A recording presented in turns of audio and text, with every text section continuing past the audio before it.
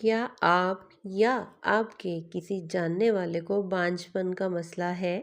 क्या बार बार कोशिश के बावजूद खुशखबरी नहीं मिल रही?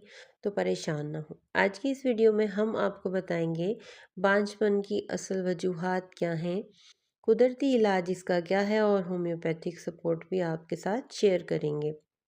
सबसे पहले हम जानते हैं कि बांझपन है क्या, क्योंकि इसके बारे में अक्सर लोगों को गलत मालूमात होती हैं।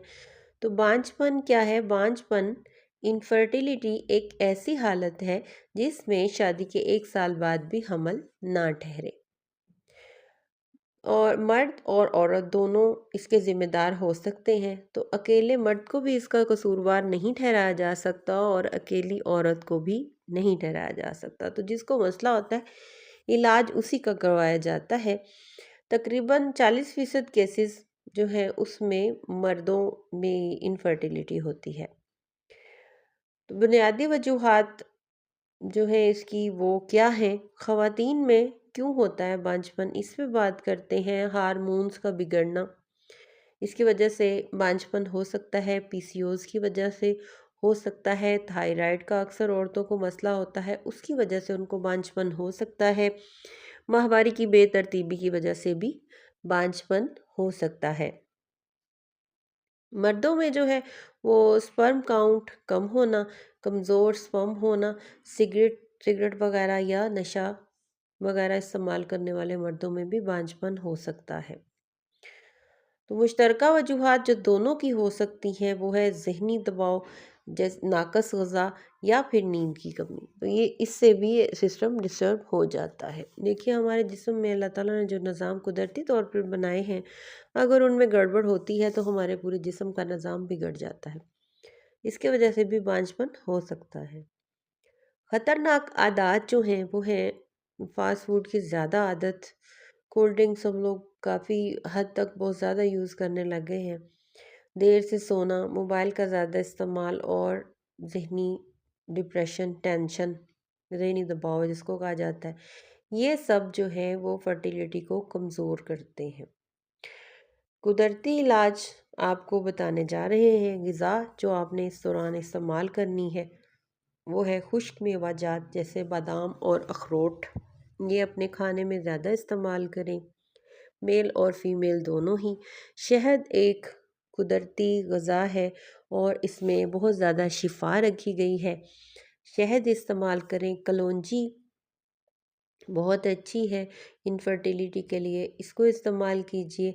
और सब्जियां ज़्यादा इस्तेमाल कीजिए।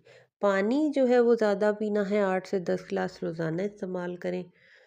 वर्जिश बहुत ज़रूरी है, जैसे कि वॉक और योगा बहुत ही ज़रूरी है। नींद 8 से 7 से 8 घंटे की आपने नींद कम अज़ कम ज़रूर लेनी है। देखिए, रात में अगर आप 8 घंटे नहीं भी सो सकते हैं, आप 5 घंटे सोते हैं या 6 घंटे सोते हैं, तो आपको दोपहर के वक्त 1 घंटा आराम करना बहुत ज़रूरी है। तो वो आपका टाइम पूरा हो जाता है।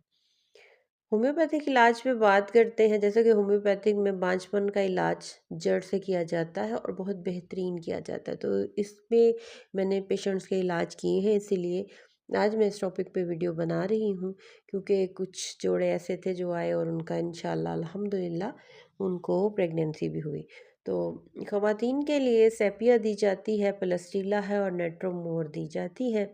मर्दों के लिए है एग्नस कैस्टस और सेलेनियम और लाकोपोडियम। ये मर्दों के लिए दी जाती है। देखिए, मर्दों और औरतों की दवाई अलग अलग होती है, इसलिए दवा हमेशा जो है वो चेकअप करवा के लेनी चाहिए, मसलन डॉक्टर से मशवरे के बाद लेनी चाहिए। बताने का मकसद होता है कि आपको पता हो कि इसका इलाज होम्योपैथिक में मौजूद है और बहुत अच्छा इलाज मौजूद है। ना इससे आपका स्टमक अपसेट होता है, ना इसके कोई साइड इफ़ेक्ट है। तो आपको बेहतरीन तरीके से ये ट्रीट किया जाता है इसमें।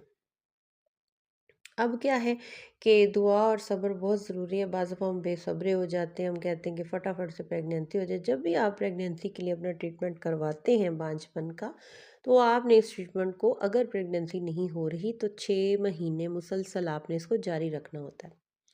डॉक्टर तो 1 साल कहते हैं, लेकिन 6 महीने आपने इसको रेगुलर जारी रखना है, जिसके बाद इंशाल्लाह प्रेगनेंसी जो है वो ज़रूर हो जाती है।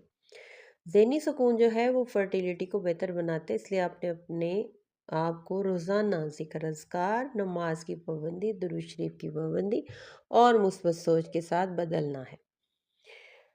अब आपको एक जोड़े के बारे में बताने जा रही हूँ जो कि 7 साल से उनको प्रेगनेंसी नहीं हो रही थी, शादी को 7 साल हो गए थे और अल्हम्दुलिल्लाह अब जो है वो प्रेग्नेंट है।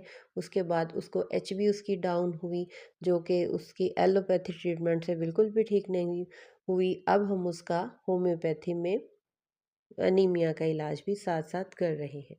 तो अल्हम्दुलिल्लाह खुशखबरी मिलती है, इंसान जो है वो तवक्कुल अल्लाह ताला पे रखे कि शिफ़ा अल्लाह ताला की ज़ात देती है।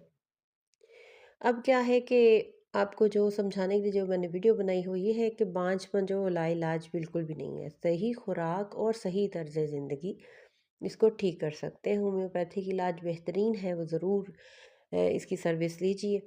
ये सब मिलकर ये मसला हल कर सकते हैं।